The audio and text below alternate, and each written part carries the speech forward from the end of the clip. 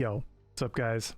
This is a video on how I grinded levels from 25 to 40 as a metamorphosis affliction AOE farming warlock. And I know it sounds crazy, but in this video, I'm going to show you exactly how I did it. I'm going to show you my talents. I'm going to show you my runes. I'm going to show you my rotation. I'm going to give you my mentality on why and how it worked. And it's actually really, really fun. It's really exciting. It's a great way to farm gold if you're 40. If you're not 40, it is a great way to not only AoE grind as if you're a mage in classic WoW, but you're not, you're a warlock. It's also a great way to just do your quests really fast. You can literally AoE pull infinitely. You have infinite sustain, infinite mana and health uptime if you do it correctly with the correct build, the correct setup. And I'm going to show you how I did it today. If you guys have thoughts, if you have concerns, if you want to know more about it, if you have any questions after this video, please leave them in the comments. Join my Discord. There's a link under the stream. I will have talent calculators and all that stuff built out and also linked underneath the stream. But you can see here, proofs in the pudding, guys. Infinite uptime. You can literally just pull mobs till your heart's content. Really, really cool way to play the game. I had a ton of fun doing this.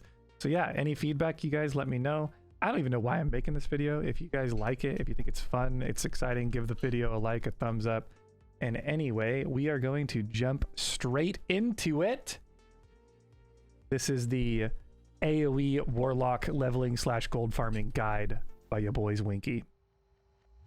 Okay, so let me run you through the talent build that I would use. I will show you the end game level 40 version of the build, but I will also show you which talents I would prioritize while you're AoE farming to level up.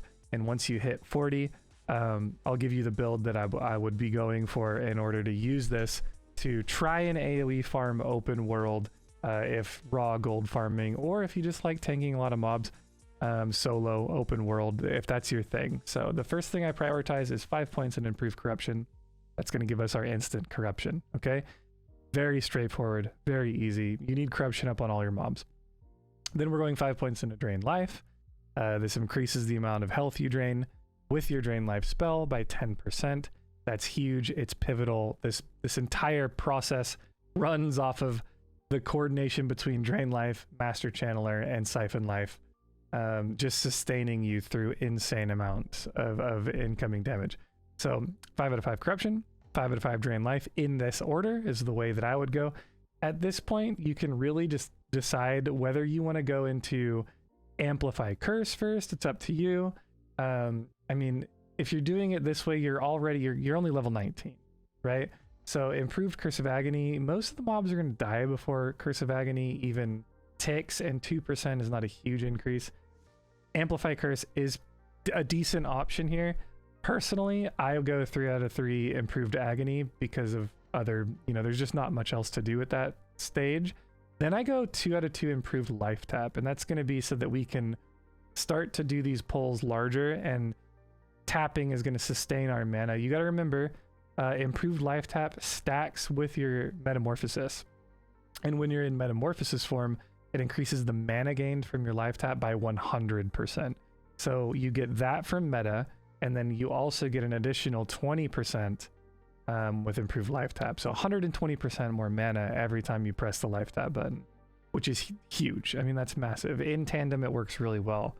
At this point, I would probably go into amp curse, right? And I'd be amping agony on whatever mob has the most health, right? At that point, going 2 into grim reach, that just increases our range. Okay, now the options here that are left are pretty bad.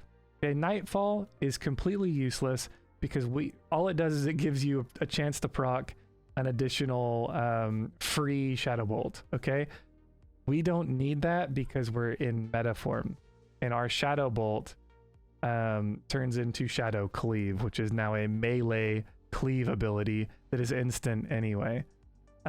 So nightfall is literally useless. So we're not doing nightfall. Okay, fell concentration is also completely useless. Fell concentration gives you a chance to avoid interruption when you take damage while channeling something like Drain Life. In Classic WoW, this is very good. In this version of the game, it is not. And the reason being is because Drain Life is no longer channeled. When we're running Master Channeler, we get a dot that is Drain Life. It doesn't get pushback when you get hit, right? So that leaves us Improved Drain Soul, which is fair. Improved Drain Soul is a decent option. It's probably the second best in my opinion at this phase. And the idea is that you can spam rank 1 Drain Soul to constantly be killing mobs and having better mana uptime with the buff, right? It's good. It's not as good in my opinion as just putting the remaining 2 points that you need in suppression. Suppression will all but hit cap you basically while you're leveling. If you're pulling orange mobs, your affliction spells will hit. We all know how annoying it can be when you're spell damage and you're not hitting that orange mob, that hunters are just running up and auto-shotting. It's just the way the game works. So at this point, it's bread and butter time, guys. We've hit level 30. We are going into Siphon Life. You now have another button. Congratulations.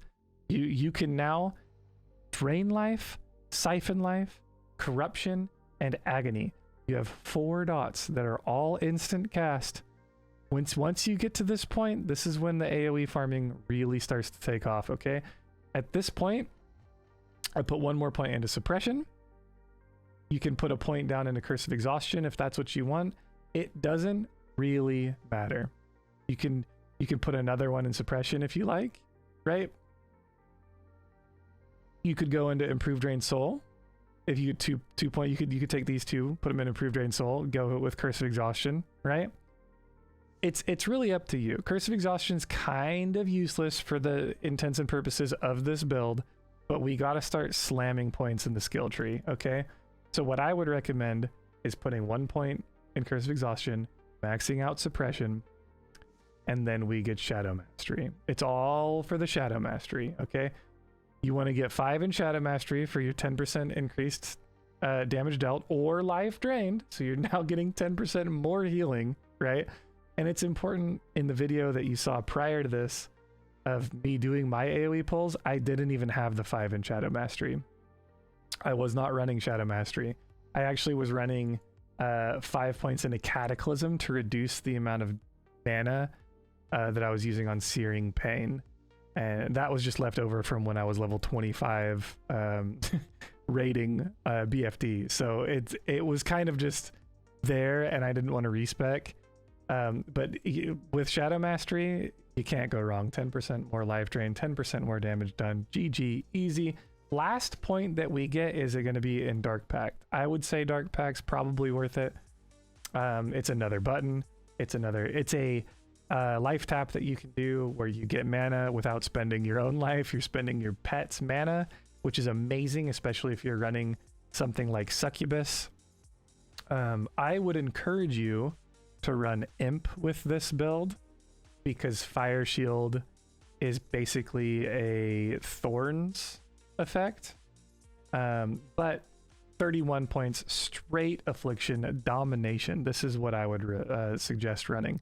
If you're having trouble with survivability, you can throw 5 points into Demonic Embrace, right? And then you have an extra point you can put really anywhere. You can have a bigger Hellstone. That's always good for sustainability. You can go into Improved Imp for sustain or for more stamina, right? You can really do whatever you want. Personally, my build that I would do is this.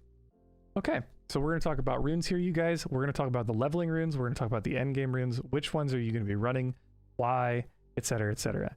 The TLDR of runes, guys, is you're going to run Master Channeler on your chest, Metamorphosis on your hands, Invocation on your waist, Everlasting Affliction on your legs, and Demonic Knowledge on your feet. Now, that being said, while you're leveling, there are only 2 that matter, are Master Channeler and Metamorphosis. If you can get Everlasting Affliction on your legs, do it, because it's going to help your life greatly. If you can get Invocation, if you can get Demonic Knowledge on your waist and feet, do it. But these 2 are absolutely not required by any shape or form, okay? If you're level 40 and you want to use this build to grind gold or do anything like that, then I would say go ahead, do your Dark Riders, get your Demonic Knowledge, get your Invocation. These are really, really, really good runes for the build. So, but they're optional. You don't have to run this. All you need that is 100% required, Metamorphosis, Master Channeler. If you're leveling, Everlasting Affliction will make your life 10 times easier, okay? So let's talk about the reason why. Metamorphosis, very straightforward. This is what the build is all about. This is what gives us our toolkit. This is what gives us our survivability. You need Metamorphosis to make this build work. Period. End of discussion. You need it, okay? And then stack armor. You need to be able to take the damage, okay? Don't sleep on, as well, the life tap that you get for Metamorphosis. Life tapping for 100% extra is insane. It's very good. Master Channeler, also hard required. This is what makes your Drain Life a dot, no longer a channeled spell. This is what makes Spell Concentration a useless talent now. It's really, really good. Okay, Master Channeler is required. You can't do it without it. Now, Everlasting Affliction is what this is the only build I've ever seen anyone run it in, by the way. Drain Life, Drain Soul, Shadow Bolt, Shadow Cleave, Searing Pain, and Incinerate and Haunt. Refresh the duration of your corruption. It is amazing, you guys. This right here, Shadow Cleaving, once you've pulled like 4 or 5 mobs, Shadow Cleave refreshing your corruption, 1, saves you a ton of mana. 2, sometimes sets it over the threshold of whether your dots have enough damage to actually kill the mobs you're fighting. And 3, it does it on 3 mobs. So you're saving yourself 3 tab target GCDs. It's crazy. It's really, really good. Everlasting Affliction can save the entire pull. It makes life so much easier if you're AoE pulling and you're running Everlasting Affliction. Now, let's go to the optionals. In your waste slot, Invocation. This is a new rune with phase 2.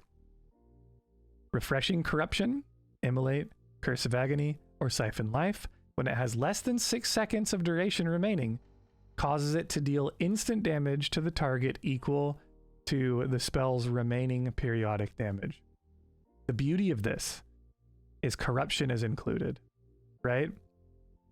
So if you are cleaving 3 different mobs with Shadow Cleave and Everlasting Affliction, 3 mobs are getting corruption refreshed due to Everlasting Affliction.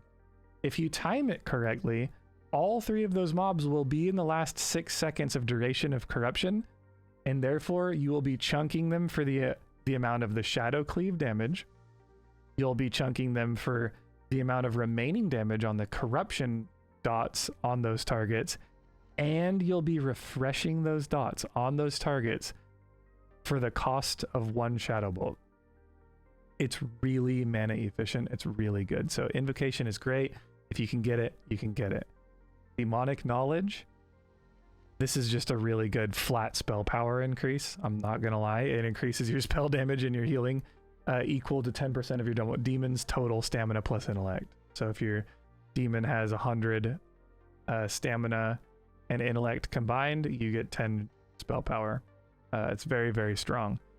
There's also just no other option for feat. I mean, the other options for feat are Dance the Wicked, Shadow Flame. Shadow Flame, the math on it is just terrible. It's just absolutely dog. Not good. I wouldn't run it. But you can if you like. If you don't have anything else, then yeah, sure, absolutely run Shadow Flame, right? If it's Shadow Flame or nothing, yeah, run it. Dance of the Wicked is also good. You know, the problem with Dance of the Wicked is you need to be spamming Searing Pain in there to get your critical strike and increase your spell critical strike. You'll see in the video that I just played, actually, I was running Dance of the Wicked because I didn't have Demonic Knowledge or Shadow Flame, and I was leveling, and Dance of the Wicked was what I had, and it actually came in clutch a couple of times. I would Shadow Bolt, and it would crit, and I would get 2% of my mana back, which is great. It's awesome. So that's very nice. So I mean, none of them are terrible. The best one, in my opinion, is for sure going to be Demonic Knowledge on your feet. For your belt, there's really nothing Shadow and Flame's decent, but there's really no point. You're not going to be getting too many crits. The whole idea of this build is to ... slowly take them down and gain your life back, right?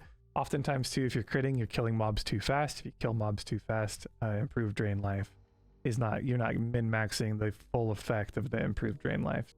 Okay, I'll keep rotation quick and easy. I'll throw in some tips and tricks that I've learned as well. The goal of this is to, of course, have as many dots as we can up on as many targets as we can. We want to open with Corruption. If you have Siphon Life, then open with Siphon Life. You want to drain life after you've pulled 2 or 3 mobs, and you want drain life to always be on one of the enemies that you plan on living a longer time. You want to min-max the amount of time drain life is active. If you put drain life on a mob that is about to die, there's a good chance you're not going to get the life gain out of it that you need to sustain life tapping and pulling additional mobs. You might just die. So make sure you're always drain lifing the highest level mob in the pack. But it's fairly straightforward. Tap, tap, tap, ... Put drain life on the most health mob.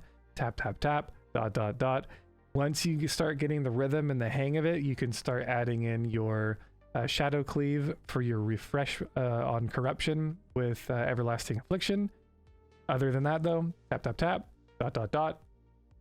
Put life drain on the highest health and you're good. That's it. GG. Done. You are AOE farming. Congratulations. You've done it. Appreciate you guys. You guys can find me at twitch.tv/winky. If you have any thoughts, comments, or concerns, put them in the comments below. I'll see you on stream. Bye.